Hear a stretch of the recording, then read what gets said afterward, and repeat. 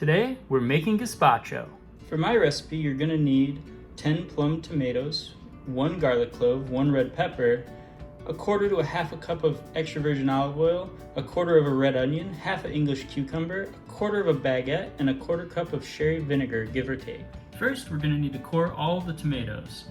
Using your thumb as a guide, take a sharp paring knife, stick the tip right into the core, give it a little twist, and the core pops right out. Next, we need to chop all of the vegetables. I'm going to be using an immersion blender, so I'm going to be cutting my vegetables on the small side. If you're using a regular blender, you might not need to cut them so small.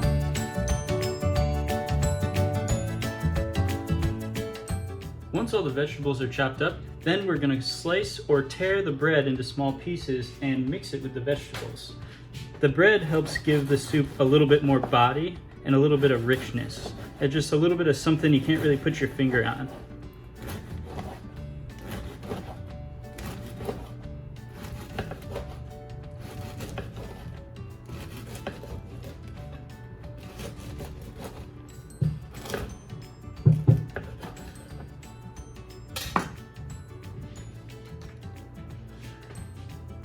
When you mix the bread with the vegetables, give them all a little bit of a squeeze to let their juices out. This is going to help marinate the bread and get it nice and soft so that we can puree it all together. Next, we're going to season the soup with a healthy amount of salt, about a tablespoon to 1.5 tablespoons, a drizzle of sherry vinegar, about 1/8 cup I would say, and a drizzle of olive oil. Once again, about 1/8 cup. Next, we're going to give it a stir, and then we're going to wrap it, leave it covered in the fridge for about an hour just to let everything marinate. You could also do it overnight if you really want it to marinate for longer.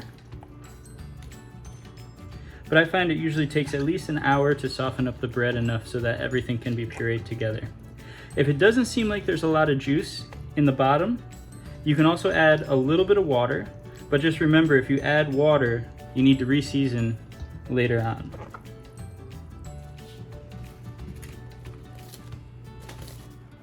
So now our gazpacho is marinated for about an hour. The bread's gotten really soft and all the flavors are starting to meld and come together.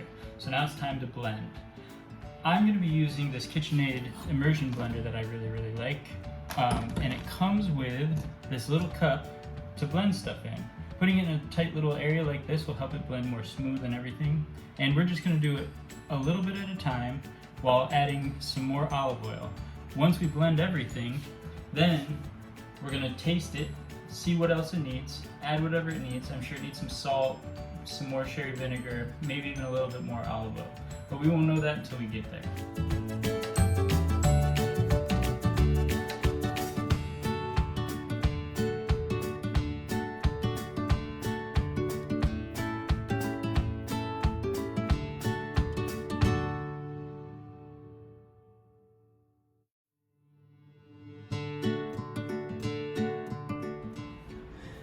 As you can see, the gazpacho is pretty smooth, but it's still got some body to it.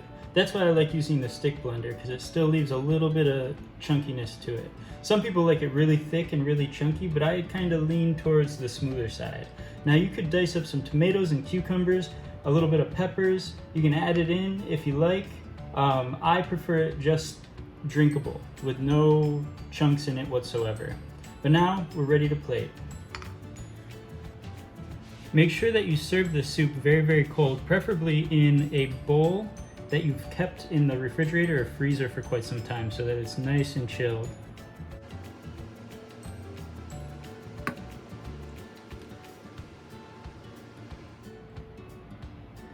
So now we're just going to finish it with some torn basil.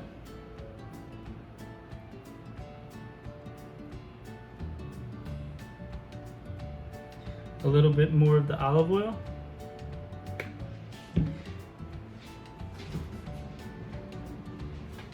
And for my little special extra something, I've made a watermelon granita. And there you have it. Gazpacho.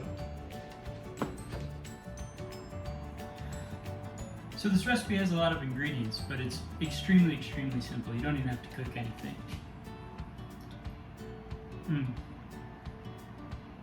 This is great in the summer. It's tangy, you get a little bit of sweetness from the watermelon, the tomatoes are so fresh. And with this recipe, you could also use heirloom tomatoes, vine ripe tomatoes. It just so happened that I was at the store and the plum tomatoes were perfect. They're perfectly ripe right now, and it wouldn't have made much of a difference to use the heirlooms or the vine ripes or anything like that. So I just went with them. If you enjoyed this video, like and subscribe. If you have any questions or you want the recipe for the watermelon granita, hit up the comments section below. Also, let me know if there's any recipes you'd like to learn.